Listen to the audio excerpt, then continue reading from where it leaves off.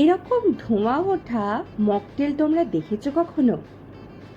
জানি এই রকম মকটেলের সাথে তোমাদের খুব একটা পরিচিতি নেই। আরে দাঁড়াও দাঁড়াও, সব ডিটেলস বলবো। আজকের এবং শ্রী চ্যানেলে তোমাদের জন্য একটা দারুণ রেস্টুরেন্টের ব্লগ নিয়ে চলে এসেছি। তাহলে দেরি না করে চটপট আজকের ব্লগটা শুরু করে ফেলি। প্রথমে তোমাদের আজকে সুন্দর একটা অ্যাম্বিয়েন্স দেখাবো। দেখো, এই ছোট্ট সুন্দর ছিমছাম ক্যাফেটা লেক মলের পাশের গলিতেই অবস্থিত। মানে সাউথ ক্যালকাটার একেবারে পজ লোকালিটিতে গেলেই কিন্তু তোমরা এই ক্যাফেটা পেয়ে যাবে। হাইডাওয়ে ক্যাফে সকালবেলা যতটাই সুন্দর, তার থেকেও বেশি সুন্দর লাগে কিন্তু সন্ধেবেলা, কারণ আলো ঝলমল করে ওঠে। আর এরকম সামার ইভিনিংয়ে নিজের প্রিয় বন্ধু বা প্রিয় মানুষের সাথে সুন্দর খাবারের সাথে যদি সময় উপভোগ করতে চাও, তাহলে অবশ্যই এই ক্যাফেতে কিন্তু তোমরা আসতেই পারো। আমিও চলে গেছিলাম কয়েকদিন আগে এক বন্ধুর সাথে এই ক্যাফেটায় ঘুরতে, কারণ অনেক জায়গায় আমি আমার অনেক বন্ধুর মুখে এই ক্যাফের নাম শুনেছি এবং ওরা আমাকে রেকমেন্ডও করেছিল এই ক্যাফেতে গিয়ে এনজয় করে আসতে। দেখতেই পাচ্ছ আলো ঝলমলে এই ক্যাফেটায় কি সুন্দর ভিউটা দেখা যায়। আর তখন কলকাতাতে সন্ধে নামছে। গ্রীষ্মের এই রকম সন্ধেগুলো বড্ড উপভোগ্য হয়। আমার এখানকার অ্যাম্বিয়েন্স তো বেশ সুন্দর লেগেছে, খড় দিয়ে, টুনি লাইট দিয়ে আর আলো ঝলমলে খুব সুন্দর করে সাজানো। এরপর আমরা অর্ডার করে দিয়েছিলাম দুটো মকটেল। আরে গ্রীষ্মের সন্ধেতে তৃপ্তির চুমুক দিতে হবে না? আমরা নিয়েছিলাম হাইডাওয়ে ওয়েস্ট ড্রাই আর হাকলবেরি। এই দুটো মকটেলই কিন্তু অসাধারণ খেতে ছিল। আর এই মকটেলগুলোর মধ্যে বেশ নতুনত্বের ছাপ ছিল।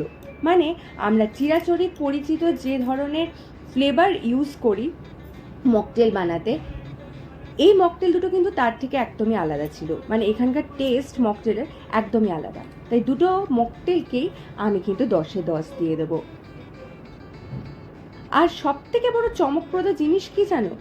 ঠিক যেমন আগেকার দিনের হিন্দি সিনেমার কোনো ডান্সিং ব্যাকগ্রাউন্ডে এই ধরনের সেই কোনো হেভেনের কোনো দৃশ্য যখন চিত্রায়িত করা হতো, তখন যেরকম একটা স্মোক বেরোতো, ধোঁয়া বেরোতো, ঠিক সেই রকম এখানকার মকটেলেও কিন্তু এরকম তোমরা ধোঁয়া ওঠা একটা অ্যাম্বিয়েন্স পাবে। এটা সত্যিই কি নতুনত্ব নয়? শুধু যে খেতে সুন্দর তাই নয়, আমরা চিয়ার্সও করে নিলাম, চোখেরও আরাম আর তৃপ্তিও লাগে। তাই আমরা দুই ব্লগার বন্ধু এখানকার মকটেল খুবই কিন্তু আমরা উপভোগ করেছি। হ্যাঁ, তোমাদের আরেকটা কথা তো বলাই হয়নি, এখানে কিন্তু খুব সুন্দর একটা দোলনা ছিল। হাইডাওয়ে লেখা দেওয়ালের সামনেই খুব সুন্দর দোলনা। আমার মতন যারা দোলনায় চড়তে ভালোবাসো ছোটবেলা থেকেই, যাদের মধ্যে এখনও একটা বাচ্চা রয়ে গেছে, তাদের তো দোলনা ভালোই লাগবে। আমি কিন্তু এই দোলনা আর এই অ্যাম্বিয়েন্সটা, এখানে দারুণ দারুণ ছবিও তোলা যাবে, খুব উপভোগ করেছি।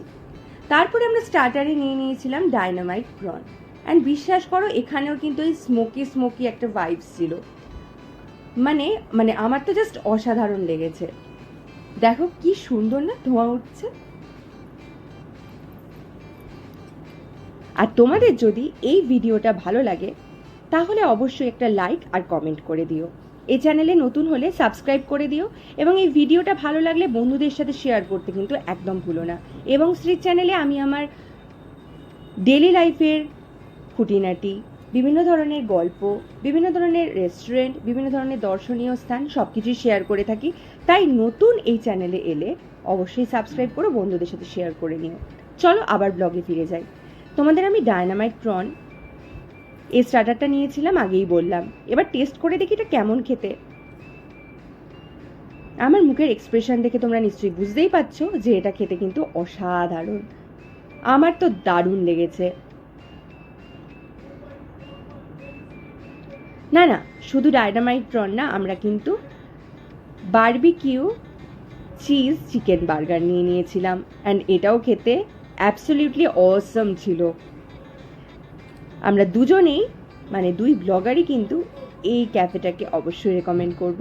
তাই বন্ধুদের সাথে আড্ডা মারতে কিংবা প্রিয় মানুষের সাথে সুন্দর সময় উপভোগ করতে এবং ভালো খাবার পেতে অবশ্যই তোমরা চলে আসবে হাইডাওয়ে ক্যাফে, লেক মলের কাছে অবস্থিত।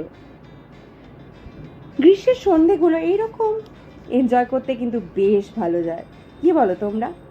তোমরাও কি আমার মতন বন্ধুদের সাথে মজা করতে ঘুরতে ভালোবাসো এবং বিভিন্ন ধরনের খাবার টেস্ট করতে কি তোমাদেরও ভালো লাগে?